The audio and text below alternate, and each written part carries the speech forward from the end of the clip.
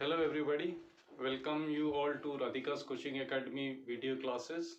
We are starting a series of video classes and this is the first video that we are making or we are uploading, and hopefully we'll continue the process in future also. Today we'll be taking up the science subject of class 8, that is chapter 3, and we'll be taking up the chapter synthetic fibers and plastic. Now coming on to the general sense, in our daily life we use a lot of materials which includes wood, cotton, stones and clay, etc., and these materials all are available in the nature itself, so they are easily available in the nature. On the other hand, there are some certain materials like the plastics, paints, medicines, fertilizers, cement, etc., which are not available in the nature, but they are in fact made by human beings, or they are made by human, and they are mostly made with using materials available in the natures like coal, natural gas, crude oil, water, limestone, etc. These are made by this process, and certain chemical processes are used to change the form of these raw materials to convert them into synthetic fibers. So in this chapter we study all those things. Now with we'll start with fibers. What are these fibers? Now actually, if we go to say all the fabrics are all made up of fibers. So to make fabric we need fiber, and these fibers are made up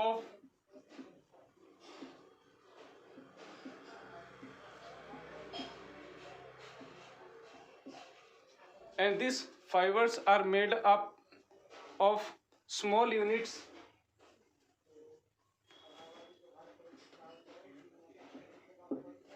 called monomers. Now the fibers are made up of small units called monomers, and a large number of many monomers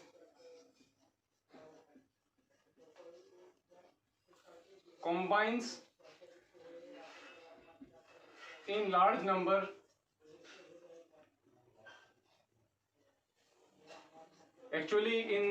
they combine in thousands of similar many monomers combines in large numbers to form polymers. In fact, they combine in large number. They are all similar small molecules that are in thousands of numbers, and they combine together to form monomers. They are combined to form polymers. Now the word poly. Now the word polymers come from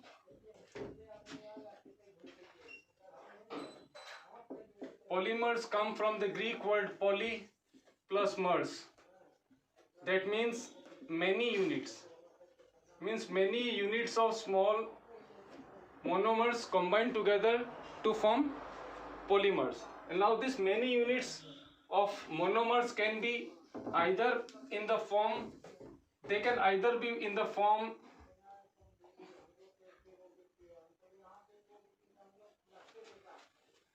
either they can be linear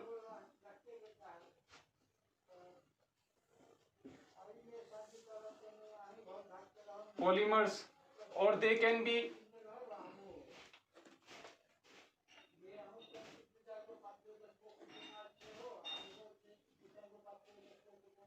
branched chain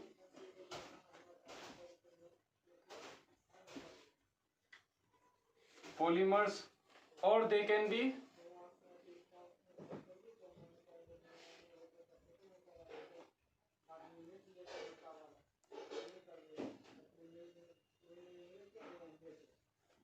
they can be cross chain polymer.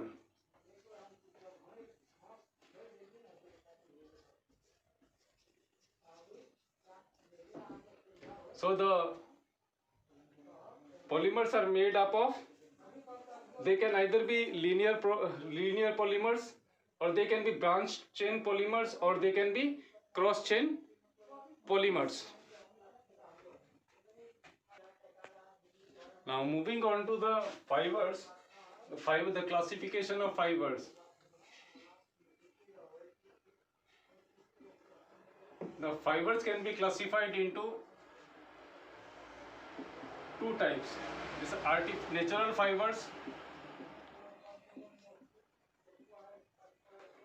fibers, and artificial fibers.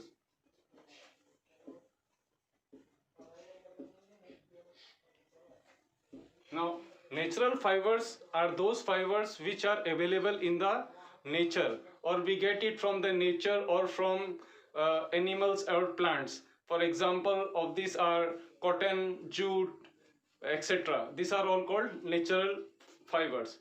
On the other hand, artificial fibers are those fibers that are passed through certain chemical changes, or chemical process is undertaken to convert their state, to convert the raw material into goods or materials, in calculating in them the properties that are required by, that are required to be that are required by human beings. Example of artificial fibers are polymers, polyesters, rayons. All these are examples of artificial fibers.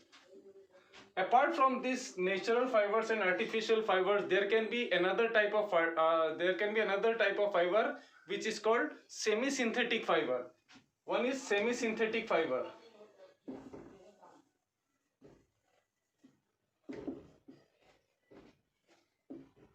Semi-synthetic fiber consists of the properties of both natural fiber and artificial fiber, and so it is called semi-synthetic fiber. Example of semi-synthetic fiber is rayon. Rayon is an example of semi-synthetic fiber. Now, the types of discussing a certain type of semi-synthetic fiber or synthetic fiber, we move on to the next topic, that is we move on to the rayon.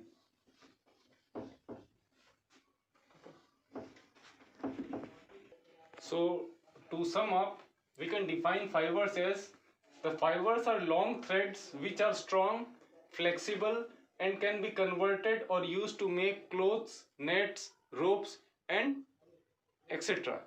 So now we'll discuss one of the synthetic fiber, which is called rayon. Now actually rayon is an example of semi-synthetic fiber, and it was developed in the late 19th century, or you may say in the beginning of the 20th century.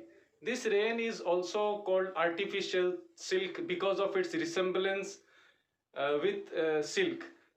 Because silk is a very expensive material, and which cannot be afforded by all of us, so the scientists were trying to find out some materials or some composition so that can be used as an alternate to silk. And so at the end of the 19th century, this material called rayon was developed. Now rayon, why is rayon called a semi-synthetic fiber? As it's because it is made up of wood pulp. Now this rayon is made up of wood pulp. This wood pulp is first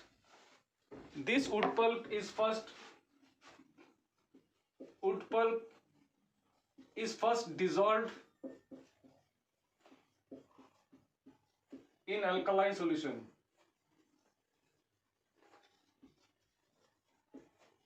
This is first dissolved in alkaline solution, and the thick liquid that is formed is passed through small and tiny holes. In order to make it in order to make it straight.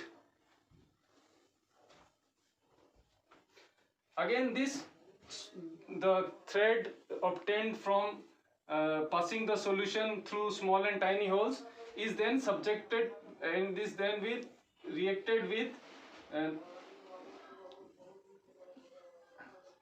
sulfuric acid to make it strong. After that, it is woven into yarn and then used to make cloth. Now we will discuss the properties of rayon. The properties of rayon is similar to silk but is more durable. Means it is very similar to the silk. Again, it's cheaper than silk. Means though as silk is a very expensive material, this can be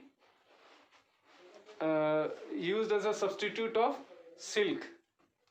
Again, it can easily be blended with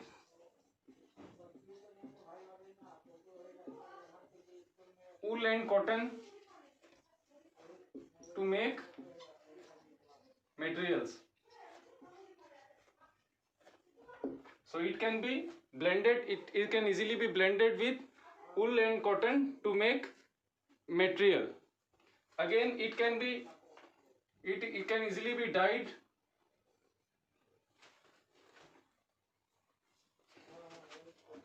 We can dye it in a variety of color.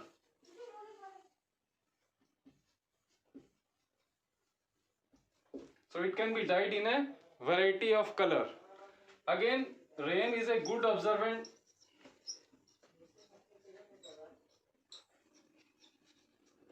It's a good absorbent, and as such it can easily be used to wear during the summer season.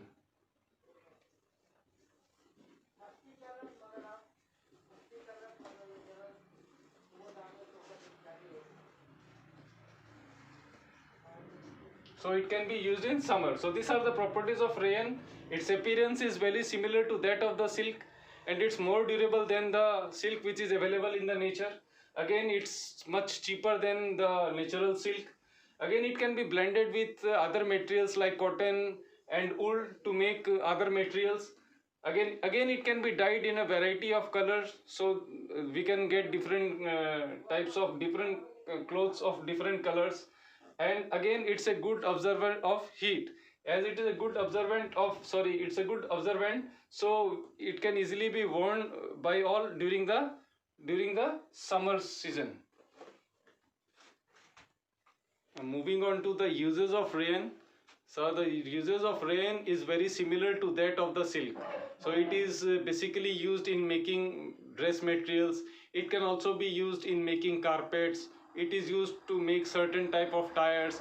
It's used in making blankets, etc., etc. So these are the uses of rayon. Now moving on to the next type of synthetic fiber, that is acrylic. Now we'll discuss the second type of synthetic fiber, that is acrylic fiber. Acrylic fiber is a fiber that resembles the wool. It resembles the wool, and it is much cheaper than the natural wool. It's cheaper as well as it's durable. So this acrylic fiber is made up of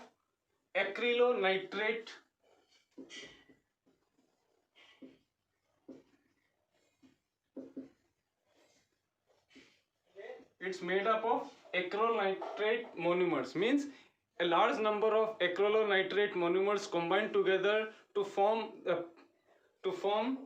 a acrylic fiber. Now the acrylic fibers are not straight. Actually, they are not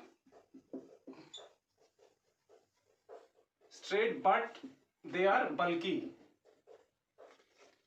Are not straight, but they are bulky, and as such they are used in making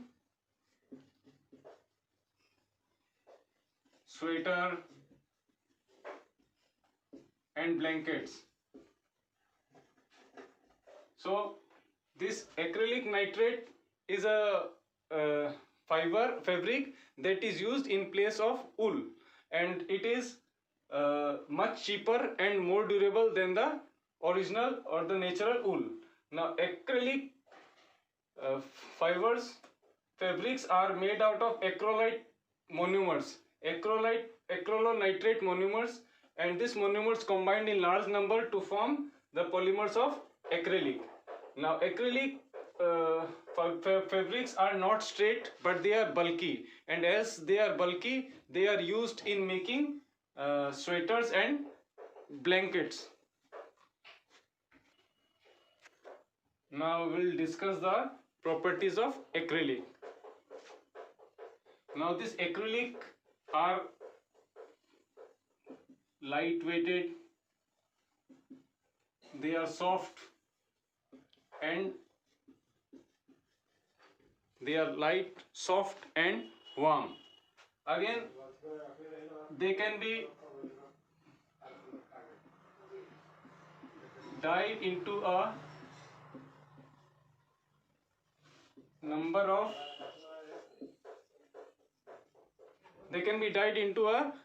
of colors. Again,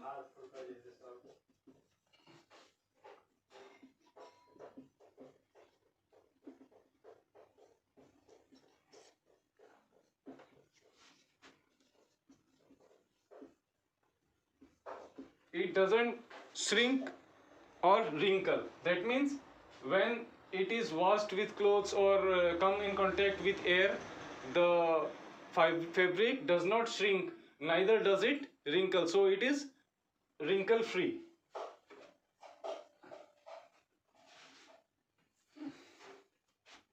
Again, it has resistance to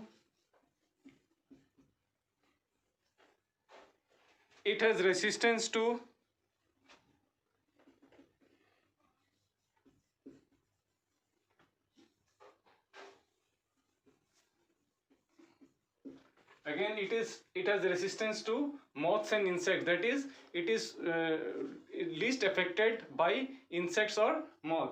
So these are the properties of acrylic. We can again repeat it. Acrylics are light weighted, they are lighter, they are soft and warmer than what we get from the. Again, it can be dyed into a number of colors. So as per our convenience, the acrylic can be dyed into variety of color. Again, it does not shrink or it doesn't have wrinkle in them. Now it has resistance to moths and insect, means it is not affected by moths or by insects. Now coming on to the uses of acrylic. The uses of acrylic is very similar to that of the wool. So it is used in making blankets, it's used in making shawls, warm clothes, it's used in making carpets, etc., etc. So this is what we have for acrylic. Now moving on to the next chapter, next one. Now we'll discuss the other type of synthetic fiber, that is nylon. Actually, nylon is the first synthetic fiber that was made entirely out of chemicals. Means it was the first entirely chemical used fabric. Now as the name suggests, nylon is made up of two words, ny plus lon. It come from New York and London,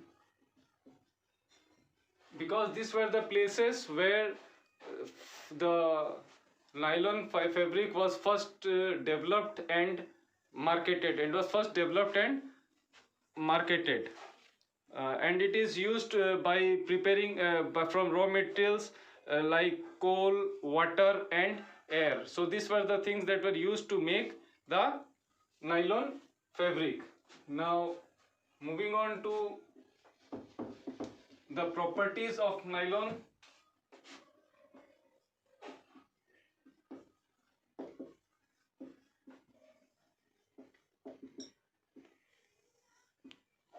Now moving on to the properties of nylon.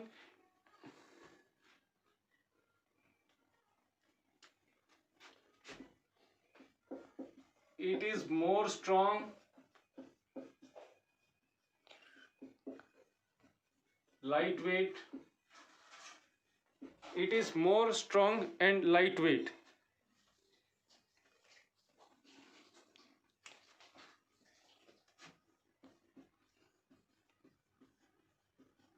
It absorbs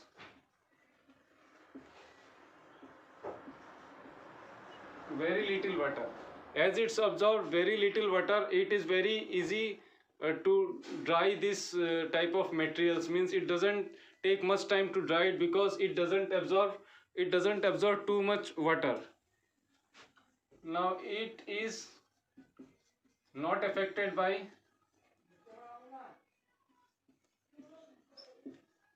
bacteria or fungus. So this nylon clothes, the nylon fabric is it provides resistance to bacteria and fungus. Moreover, it does not have wrinkles. So it doesn't have wrinkles. So these are the properties of nylon. Nylon is more strong and it's lightweighted. Again, it absorbs very little water. So it doesn't absorb water, so it's very easy to dry them. It is not affected by bacteria or fungus. So the effect of bacteria and fungus on such types of fabric is very less. Again, it doesn't have wrinkles, so you don't have to put iron to clear them. So this is all about the properties of nylon. Now coming on to the uses of nylon. Nylon is used in making fishing nets. It's used in making fishing nets. It's used in making ropes. Parachute is made out of nylon. Again, the bristles of the toothbrush and the brush of the painting brush is made out of nylons. Again, car seat belts are made up of nylon. Sleeping bags, raincoats, umbrella, and a large number of hosiery goods are also made with the help of nylon. So this is what is about the uses of nylon. Now we'll discuss the other type of synthetic fabric, that is polyester. Now the polyester is made up of petroleum. Petroleum is used in making polyester. Now, as the name suggests, polyester is made up of ester, monomer ester, means a large number of ester monomers combined together in large number to form the polyester. Now the properties of polyesters are similar to that of the nylon. For example, it's lightweight, it's resistance to water. Again, its resistance to water. Again, the advantage of polyester is that it can combine with other materials. For example, it can be combined with wool, or it can be combined with cotton to form polycot, or it can be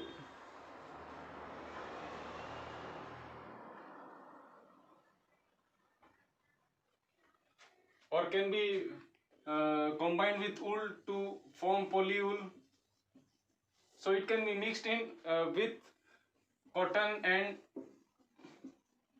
and wool to form polywool and polycot. So this is the properties of polyester. And cloth made out of these polyesters are very pleasing to the and comfortable to wear. So it's very comfortable to wear clothes made of the mixture of uh, polyester and some other materials. Moving on to the uses of polyesters. The polyester can be used in making pants, shirts, sweats and bed sheets. Again, because of its property of water resistance, it is used in making garments and jackets that can be worn during winter rainy seasons, because in wet environment or wet conditions, the fabrics, the clothes made of polyester can be used very effectively. Again, PET is a type of polyester that can be used in making bottles, the plastic bottles, the films, some wires and other types of utensils. So this is all about the uses of polyester. Now we'll discuss the last topic of this chapter, that is the plastic. Now any material is said to be plastic if it can be molded or formed into different shape. Now we have a lot of things that are like plastics, for example clay or the glass when heated. But here the word plastic is commonly used in terms of man-made materials that are made by men, and all of the what is common is that all of them are made of polymers. They are made of polymers. Now depending on the reaction to heat, plastic can be classified into two types.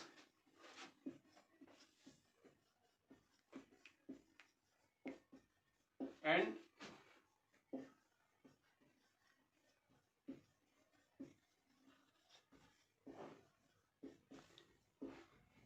the plastic can be classified into thermoplastic and thermosetting plastic depending on their reactivity to heat. Now in thermoplastic, the plastic can be repeatedly uh, heated or cooled. They can be recycled again and again without any problem. That is, they can take their own shape back.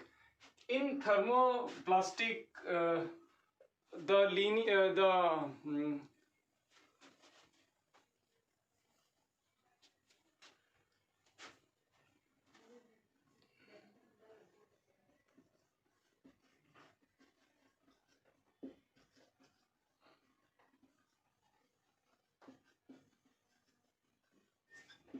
in thermoplastic, the monomers are linear chain, that is, they are chained in a linear order. That is, when we heat the plastic, the monomers gets broken up, but again when it is cooled, the monomers again come back to their original shape, or they acquire the properties that they already had. So in thermoplastic, the monomers are linear chained, so they can come back to their they can acquire the actual property, the original property, as soon as they get cooled down. One of the examples of thermoplastics are polythene bags, is one of the example of thermoplastic. But again in thermosetting plastic, we unlike the thermoplastic, this thermosetting plastic cannot be repeatedly heated and cooled. It can be only made once, it can be heated only once, thereafter it cannot be heated. And in thermosetting plastic, the polymers are cross chained. The polymers are cross chains. That is, once they are heated, the polymers loses their original characteristics, and which cannot be again acquired on cooling. So once they are heated, the cross-linked polymers are divided, or they are broken up, and so when they are cooled, they cannot obtain their original position. One of the examples of thermosetting plastic is bakelite and melamine.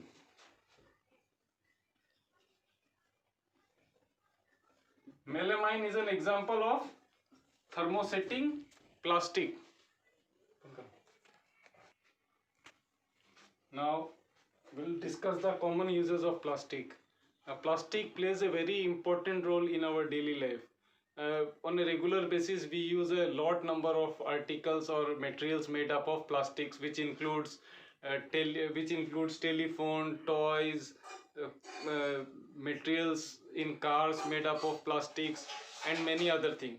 And all these are possible because the plastic can be molded or can be made uh, with a lot numbers of properties. It can be made with a lot number of properties, like it can be either it can be soft or hard, it can be thin and flexible, it can be thick and hard, it can be smooth, it can be transparent, or it can be colored. So these are the uh, variety these are the varieties in which the polythenes or the plastics are available to us.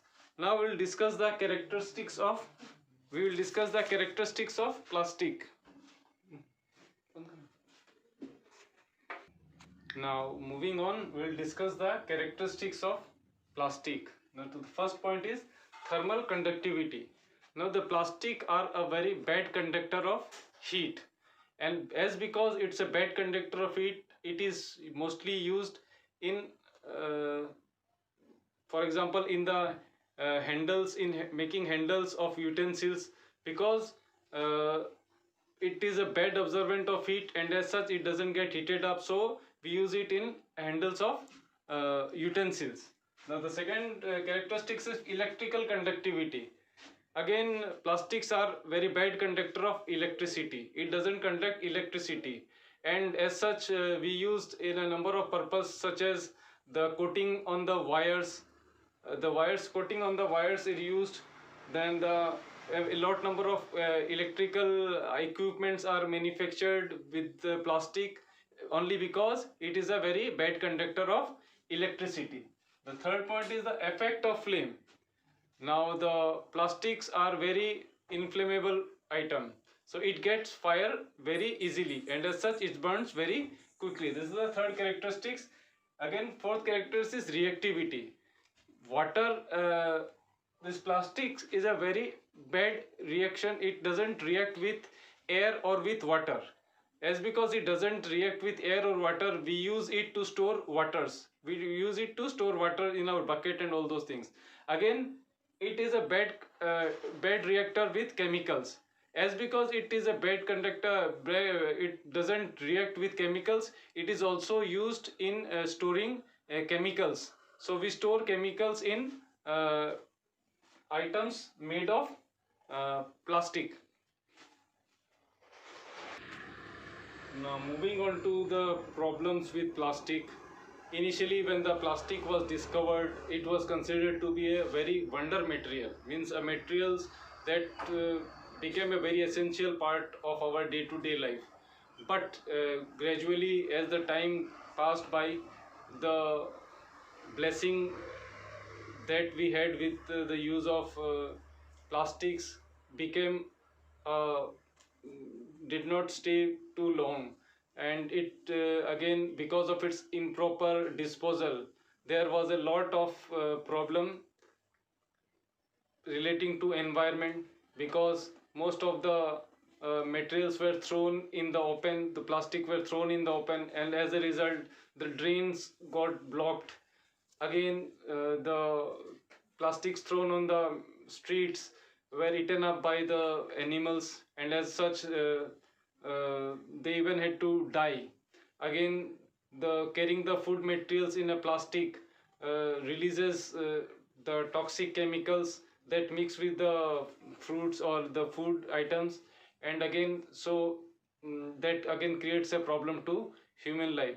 Similarly, the plastics cannot be decomposed by microorganism, and as such it also decreases the fertility of the soil, because decomposing plastic materials requires hundreds and hundred years, and as such it has become actually, to say, it's no longer a blessing to us. So there are a few steps that can be undertaken to solve this problem.